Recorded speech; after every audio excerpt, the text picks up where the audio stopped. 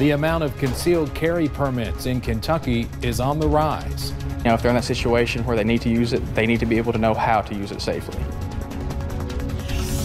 A tragedy inside a Southern Kentucky store, a customer trying to leave during a robbery when he is shot and killed.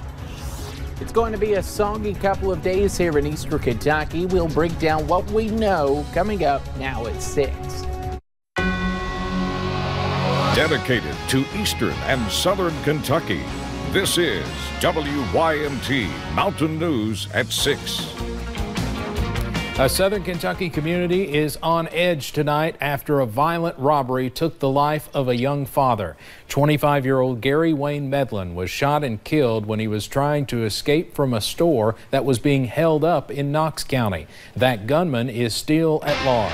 WYMT's Phil Pendleton has more on the alarming series of events.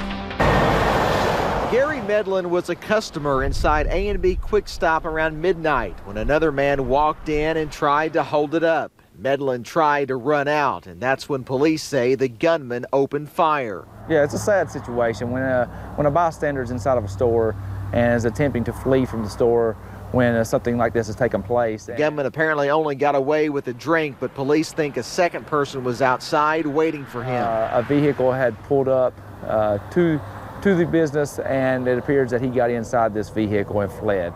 Relatives tell me that Gary Medlin is from Barberville. Recently, he had worked in Lexington, but one of his first jobs, ironically, was at a store very much like the one where he was killed. He waited on customers and helped carry some big loads at the grab and go. He was a fun-loving kid, you know. He was just enjoying life. He was a kid, 25. He's got 2 little boys. He loved dearly. Relatives say that he had a heart of gold and was one of the best people they knew. It was sad. He's just a kid. Just a kid. He was at the wrong place, you know, at the wrong time. Police released these photos of the suspect. They say they've received a lot of good tips on who he may be. In Knox County, Phil Pendleton, WYMT Mountain News.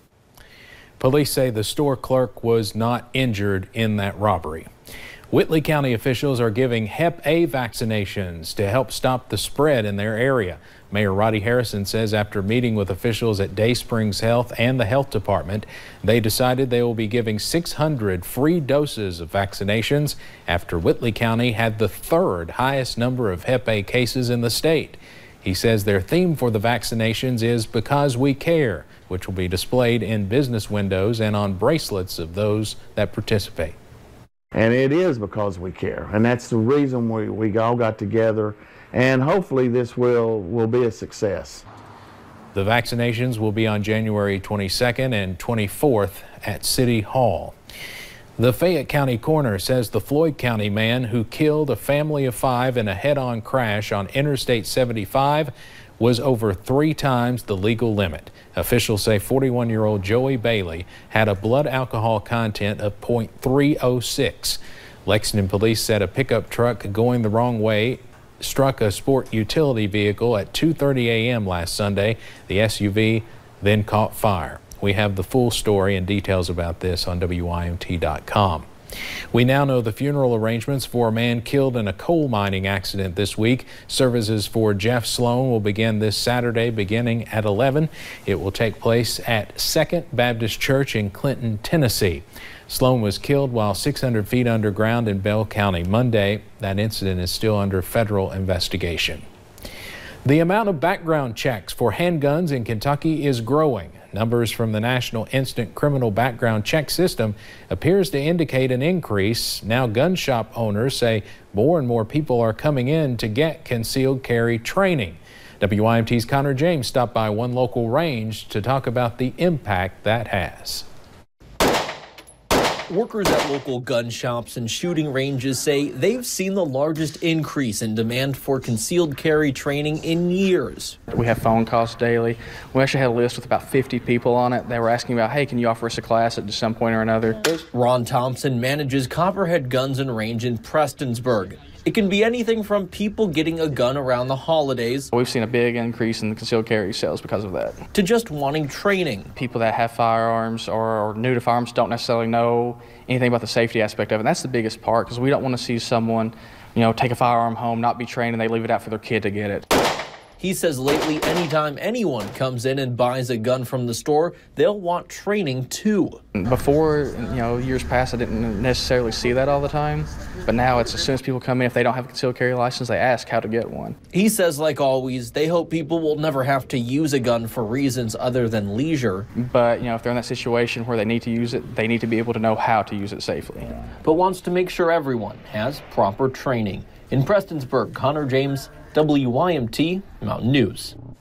Now, courses run at about $75. We have more information on our website, WYMT.com.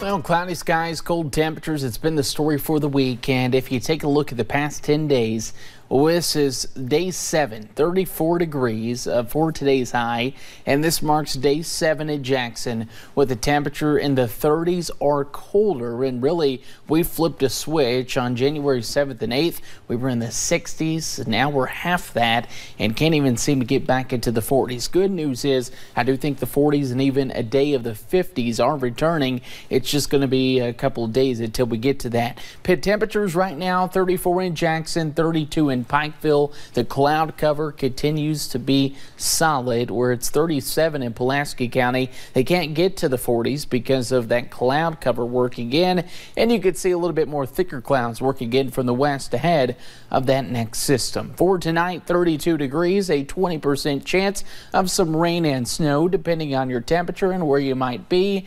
And as we go into the next couple of days, rain looks to be the main story, with temperatures finally in the lower 40s tomorrow, and the lower 40s continue for your Friday. Steve, definitely not a warming trend, as we'll drop down to the single digits later this weekend. More on that coming up in a few short minutes. Thank you, Andrew. Kentucky Democrats are calling on 2 Republican lawmakers to step down. It comes after a report reveals new claims of sexual misconduct against former House Speaker Jeff Hoover and Representative Michael Meredith. Garrett Weimer looks into the report and testimony by a former staffer.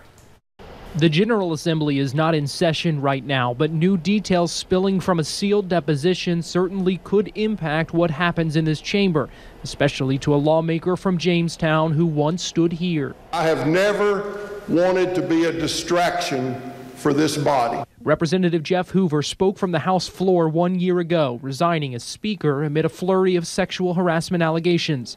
Now the state Democratic Party is calling on him to resign his seat. According to the Kentucky Center for Investigative Reporting and Kentucky Public Radio, a former staffer, identified only as Jane Doe, accuses Hoover of sexually assaulting her more than 50 times while she worked for him. Hoover has previously admitted to sending inappropriate text messages, but has denied any further sexual harassment or misconduct. Hoover's attorney told the Center for Investigative Reporting that Hoover himself has nothing to say about the allegations. She added that they think there are significant pieces of Jane Doe's testimony that need to be looked at. They say they want to depose her as well, but have not yet been able to do that. The Kentucky CIR reports Doe's testimony spells out claims of being groped in the hallway and elevator and being touched between her legs under a table. They say Doe claims she didn't ask Hoover to stop and once sent him a nude photo of herself because she feared retaliation and the end of her career. It's unclear whether these new details will be the end of Hoover's. At the Capitol, Garrett Weimer, WYMT Mountain News. In a statement, Republican Party of Kentucky's executive director called sexual harassment a cultural problem that has been in Frankfort for decades and applauded efforts by the new House Speaker to change procedures to help report and prevent problems. A new bill filed by House Democrat Kelly Flood of Lexington would also take steps to ban sexual harassment in the State House. House Minority Floor Leader Rocky Adkins announced his run for governor nearly 2 months ago. Today, he's hosting one of several meet and greets with people in our area. Since the announcement in November, Adkins says he has traveled across the state. This afternoon at the Senior Citizen Center in Hazard, Adkins is continuing to talk with people, both answering questions potential voters may have and telling them what his plans will be if elected.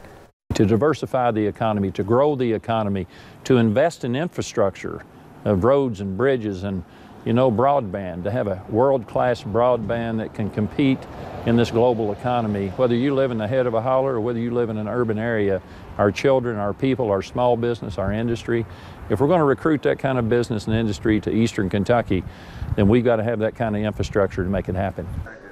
Adkins will host another meet and greet in Mount Sterling tomorrow. You can also watch an in-depth conversation I had with the gubernatorial candidate today on Issues and Answers, which is tentatively set for Monday, January 28th.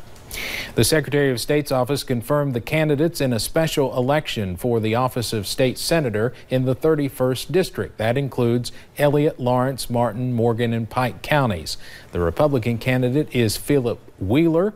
The Democratic opponent is Darrell Pugh. The special election will be held Tuesday, March 5th.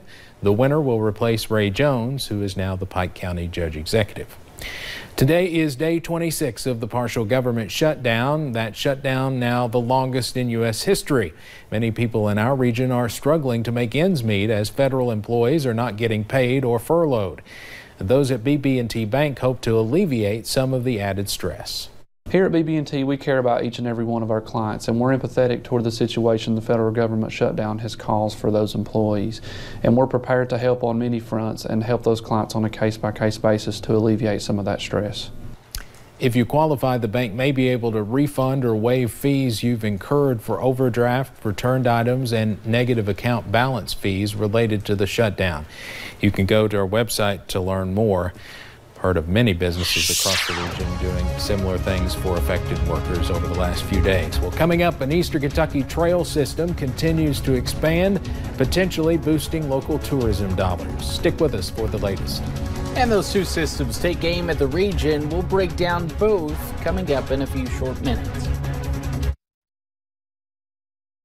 When you see news happening, dial star 57 or text your news tip to 5757. Service is provided by Appalachian Wireless. Better service, bigger savings.